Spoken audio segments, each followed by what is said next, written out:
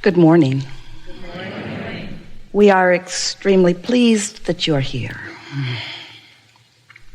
It is good to come together for the purpose of co-creating.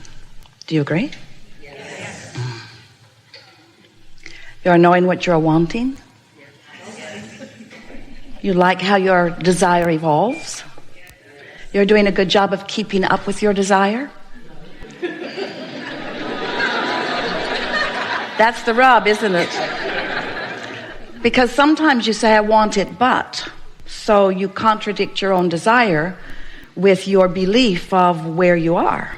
And that gets a little tricky, doesn't it? Because the vibration of your desire and the vibration of your belief must be a match, a vibrational match, before you can allow yourself to realize it. So if you've been practicing the idea of how something is slow to come, or how it hasn't come, or how it never comes, or how you hardly know anybody that ever has that experience, then you may be practicing a vibration that is preventing what you want from being realized by you. And that really is what creating your own reality is all about, isn't it? Life helps you to define what you desire. Do you believe, and this is not a test, we just want you to contemplate it for a little bit, and then we will evaluate you and judge you. Do you believe that you do create your own reality? Yes. And do you believe that you really can be or do or have anything that you desire? Yes. Provided you find a way to vibrationally be in alignment with your desire. And isn't it interesting how what is, which is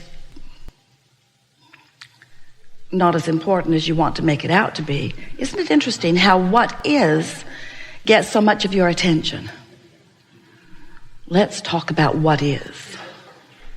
Even more, let's talk about how what is came about. Let's talk about how what is has been what is. And now you're beginning to realize that the more you talk about what is, the more you practice the vibration of what is. A belief is only a thought you keep thinking. So if you are observing what is and talking about what is and explaining what is and justifying what is and rationalizing what is and defending what is and explaining what is and trying to get somebody else to understand your perspective of what is, there it is, isn't it? Then you're keeping an active vibration going that may not be serving you. Because in that belief that is contrary to what you want, you are introducing resistance into your vibrational output. You like knowing about your vibrational output? Do you get it? That you are outputting in every waking moment, that you are emanating a vibration, and that law of attraction is matching that vibration with other things like it. That's why it's easy to get on a roll with something, wanted or unwanted. We like to use the word momentum in conjunction with the words law of attraction, because law of attraction is the maker of momentum, and momentum is the result of law of attraction and your focus. So whatever you're giving your attention to, because of law of attraction's response to your vibrational output, it's gaining momentum. So a really good thing to ask yourself is, what's gaining the most momentum in my experience? The new idea of what I want, or the now awareness of what already is? Am I keeping myself from moving forward because of my attention to what is? Yes. Am I keeping myself from moving forward because of my attention to what is? Yes. Well, Abraham, am I keeping myself from moving forward because of my attention to what is? Can't you hear us? Yes. What is often is a wonderful thing to focus upon, because sometimes you want a continuation of some of what is. But sometimes you don't want a continuation of some of what is. So you want to be a selective sifter. And so then you say, yes, I'll do that. Soon. I'll do that soon. And we want to help you to give yourself the benefit of the doubt here. Give yourself a break, because you can't all of a sudden begin believing or thinking so differently than what you have been because of momentum. Esther has a love-hate relationship with the San Francisco Hills. She couldn't believe that people actually lived there and drove there. Imagine being at the top of one of those hills. You take your car out of gear, you take the parking brake off, and just to see what might happen, you push your car from behind just a little bit. And then you realize that you're pretty sure you know what's going to happen. So before the momentum gets too strong, you step out in front of it and you let the car bump up against you, and all is well, because you stopped the momentum in the early stages. But you wouldn't want to be at the bottom of the hill stopping that car. That momentum's going to mow you down. And so sometimes you have a momentum of beliefs. Sometimes you say, it's like my thoughts are thinking me rather than I am thinking my thoughts. And we say, well, you're always doing the thinking, but law of attraction plays a big factor in the thoughts that you're currently thinking. So today, I want to talk with you about anything that matters to you, but we want to help you to get a handle on what your point of attraction is, and we want to show you some easier ways to adjust the vibrational output that you've got going on.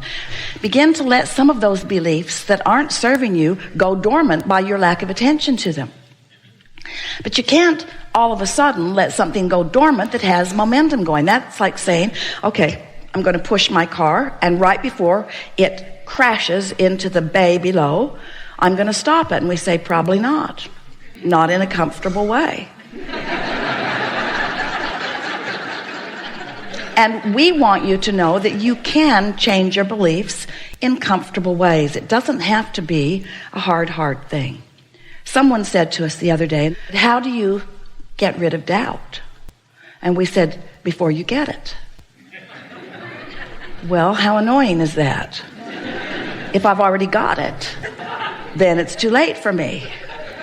What we wanted to make this person understand is that what you've got going on right now will peter out if you do not continue to give more attention to it. Really, it will.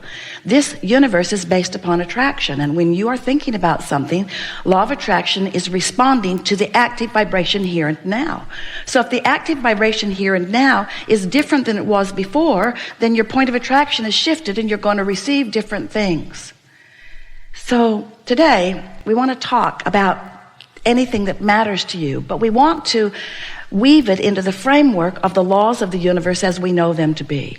We want you to begin to utilize law of attraction and its momentum, its literal physics of motion, in the same way that you have learned to use gravity to your advantage. None of you say, I'm going to be the exception to gravity. I can fly for a minute. We want you to understand that this law of attraction is your best friend. And the reason that it is because it's utterly consistent. But you have to understand what you're doing with it. You have to understand what your point of attraction is before you are the deliberate creator of your own reality. Otherwise, you're creating by default, just sort of offering thought all over the place. So I'm going to give you a very brief sort of bringing you round to what we know you already know, but it's a good basis to begin with. And then it is our promise to you that today, not only will we answer everything that's active within you, for sure, but together we will collectively take thought beyond anything that has been before on this subject of creating your own reality. Because we want you to be clear and confident about how thoughts turn to things. How is it that you conjure something in your mind, practice it a little bit, and then it begins manifesting in your experience? Everything that you are living is a literal translation of the vibration that you've been practicing. But when you're not doing it on purpose, when you're not doing it deliberately, when you're not paying attention to the guidance system within you, and you're not deliberately molding your thought with awareness of what the new molding feels like, then you have a tendency as humans, we love you so much, to observe outcomes, to observe conditions, and then to spend most of your time evaluating the conditions, measuring them, categorizing them, judging them, condemning them or praising them, but vibrating all over the place because of them. So you have very little control of your own output because you're so, we love you so much, nosy. You have so much attention about so many things that you then activate in your vibration that doesn't serve you. And the primary reason that you are willing to do that is because, did we tell you we love you? You're willing to put up with not feeling good. You're willing to endure negative emotion. You're willing to say, guidance system, I know you're trying to help me do what's better for me, but I'm strong and brave. And I can endure the discord that I'm feeling as I focus in opposition to what I want, to all that I've become, and to who I really am. That was dramatic, wasn't it?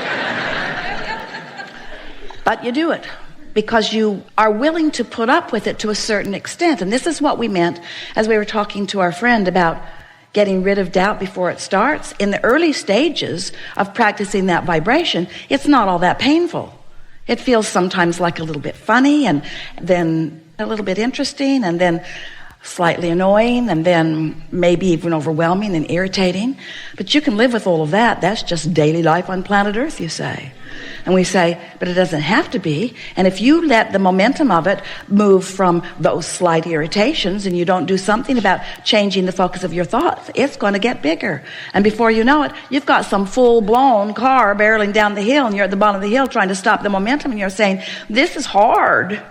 This is too hard. Life is hard. And it's not my fault.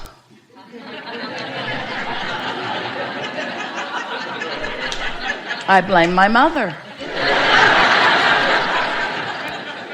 She should have warned me. She shouldn't have warned me. She should have done something. She should have not done something. Poor mother, she can't win. And so once you realize that you have control now, so yes, there's momentum now, and yes, it's playing out now, but it can change because you have the ability to change your perspective. You have the ability, and these are the words we want you to leave here remembering forevermore. We're going to give it to you in a context that you've never considered before. You must consider your life experience without giving so much attention to the conditions of the experience, because you cannot find vibrational alignment with source and with what's coming and with who you really are and with what you want and with all that you've created and with what's in your vortex and with all of the things that you have become. You cannot be a vibrational match to the more of you when you are a vibrational match to the less of you. It's one or the other. In other words, you've got to focus toward something. And if you're focused toward what is, then you are just regurgitating what is. You're holding yourself in a vibrational pattern that won't let you move from where you are. Different faces, different places. Have you noticed? Different scenarios, but the same old keeps happening because of your attention to what is, you see. And so we know you've heard the expression unconditional love. People talk about it all the time, but they don't have a clue what it means, because most people, when you speak of unconditional love, think that what we're saying is look at some condition that is really important and tolerate it. Look at it, and even though your guidance system is turning your guts wrenching inside out, even though everything within you is letting you know that this conversation is not of advantage to you and it's just perpetuating a vibration that's going to continue a point of attraction that does not serve you and that you do not want, even though all of that is going on, be a lover, an unconditional lover. Just look at that guy you hate and say nice things about him when he's around. But unconditional love is being aligned with source. That means you have to look at things the way source looks at things. You can't have something going on in your vibration and just cover it up with words and action. That's not unconditional. That's based upon the conditions. And so we know it feels a little uncomfortable in the beginning of this discussion, but it is our promise to you that by the time you leave this gathering today, you'll have a clear understanding of how to tune to who you really are and what you really want, rather than to the current condition that is introducing resistance into your vibration. And that is all that is required for you to move from unwanted to wanted, or from less of something that you want to more of something that you want, to more interest, to more delight, to more passion, to more eagerness, to more love, to more appreciation, to more alignment, to more of who you already are vibrationally.